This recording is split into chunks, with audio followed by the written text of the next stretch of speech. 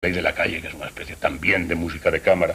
La Universidad de Coppola no solamente es formal, sino en los temas, lo que tú has dicho antes, es decir, el análisis del poder, la ambigüedad de la democracia, gravemente cuarteada por las mafias en estos momentos. Coppola, y en la conversación mismo, es una especie de profeta realmente. Él, lo que estoy convencido de que no quería ser profeta, pero lo que está diciendo en el año 72-74 se está cumpliendo ahora en toda la sociedad occidental, tanto en el nivel de la comunicación y de sus abusos en la conversación. Ese senador lo conocemos todos. Claro, como la invasión realmente en las finanzas de todos los poderes del narcotráfico, que no eran ni mucho menos así, o por lo menos de esa envergadura, cuando Coppola hizo su célebre trilogía. El mejor Padrino, pues yo tampoco sabría decirlo, a mí me gustan los tres igual. Y además me gusta muchísimo tal como los montó, con esa especie de alternancias sapientísimas de ritmo y de composición, que era muy evidente esa bondad cuando se hizo un experimento que me imagino que a muchos de los espectadores, y desde luego yo vi, cuando se hizo una experiencia de contar la película o de montar la película de una manera cronológica, y que para mí disminuía evidentemente el talento de la alternancia del Corleone joven y del viejo, y la interferencia de las escenas. Ya hablaremos de la última, de este segundo Padrino, que es absolutamente portentosa, cuando vuelve de la Segunda Guerra Mundial un joven Michael Corleone que no quería ir por esos caminos. De manera que eso es fabuloso, la capacidad de montar esa película, la concepción constructora de gran arquitecto.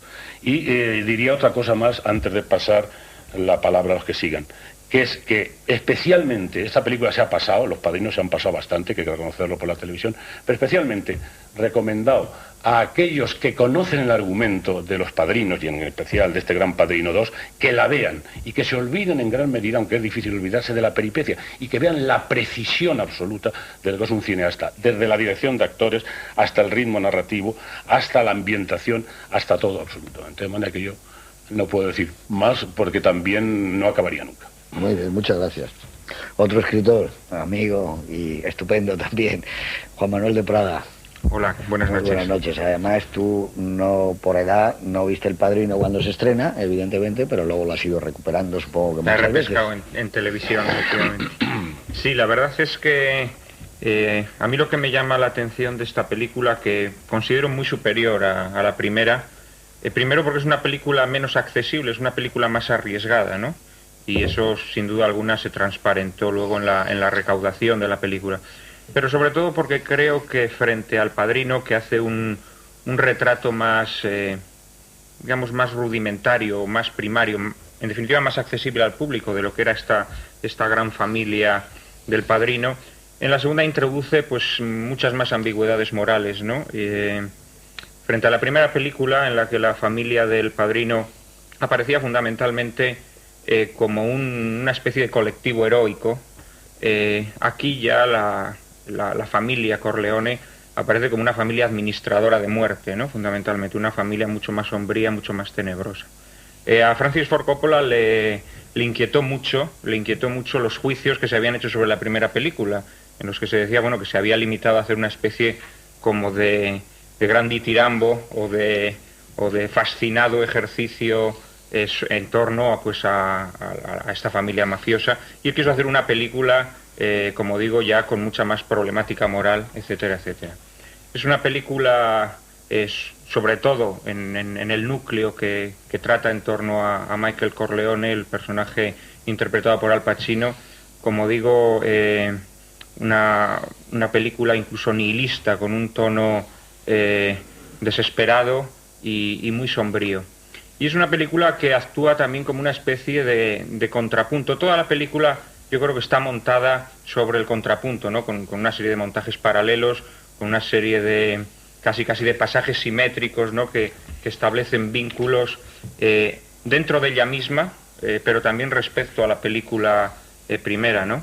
Por ejemplo, es muy interesante que ambas películas, más o menos quitando ese fragmento inicial que se va a desarrollar en Sicilia, pero ambas películas comienzan con una gran ceremonia familiar. En el caso de la primera, una boda; en esta, la comunión del hijo de Michael. En la tercera también. Efectivamente. Y es muy curioso cómo, por ejemplo, en la primera, Marlon Brando recibe a amigos o a miembros de la familia o a ayudantes, a colaboradores, y el trato que mantiene con ellos es un trato paternal, bonancible. Y enseguida descubrimos en esta segunda que el trato que tiene Michael Corleone con sus ayudantes, con sus cooperadores o con las personas con las que mantiene trato es verdaderamente muy tenso, ¿no? Luego existe el contrapunto, digamos, entre las dos películas que tú mencionabas, que es la película de los orígenes de Don Vito Corleone y la película de Michael, ¿no? Frente a ese Don Vito que sigue apareciendo como un personaje positivo, en cierto modo es una especie casi de justiciero, e incluso los crímenes, los asesinatos que ejecuta, que son crímenes, por cierto, que Coppola retrata mucho más descarnadamente que los crímenes que ejecuta siempre mediante mano interpuesta Michael. Los crímenes de Don Vito se nos muestran en toda su brutalidad, hay algunos que son especialmente brutales, y sin embargo siempre tienen una especie como de sentido catártico.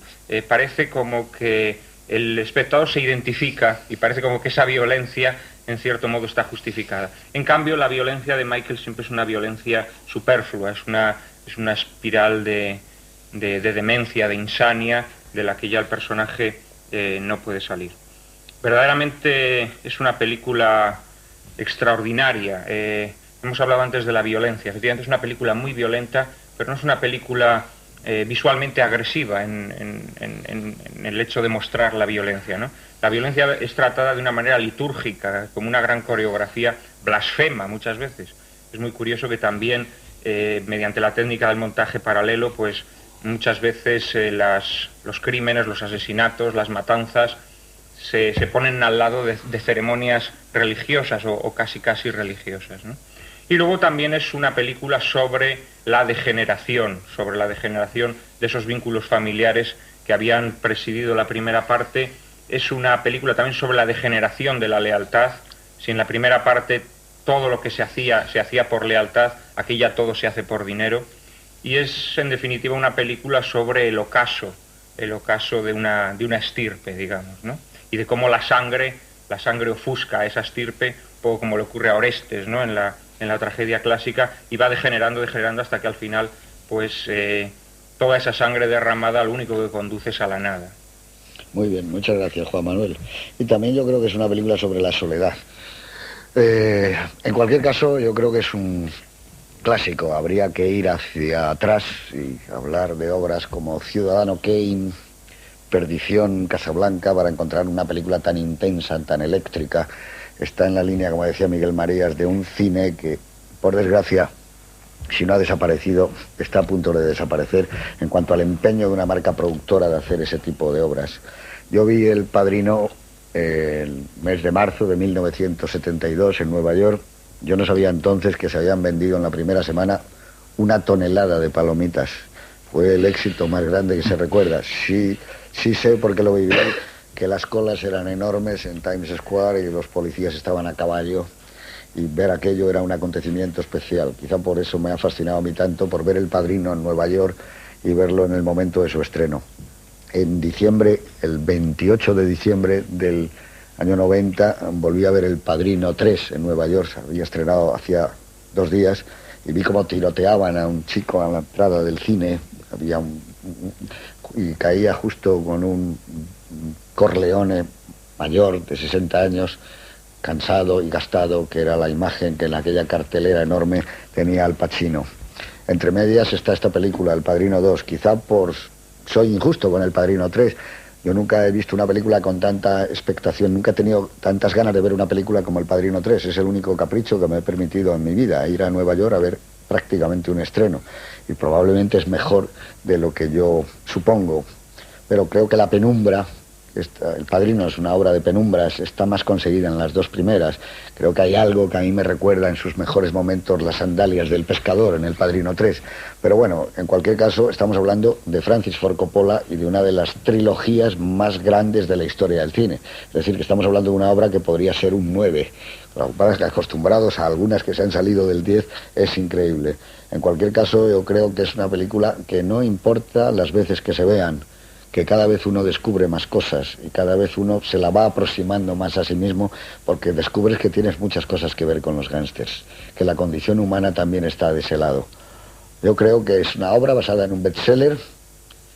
Yo no soy quien para decir que no es una buena novela, supongo que sí, es una novela de éxito y es una buena novela, pero evidentemente es una novela que estaba cerca de las que hacía Harold Robbins, etcétera, y no tiene nada que ver con la adaptación que hizo Coppola. Yo creo que Coppola es el verdadero creador del Padrino tal y como nosotros le conocemos. En cualquier caso, es una oferta, como les decía al principio, que creo que ustedes no van a rechazar. Y después espero que hablemos bastante bien de esta obra, porque va a ser hablar del cine y del cine americano y del cine como aventura. Con todos ustedes, El Padrino, segunda parte, de Francis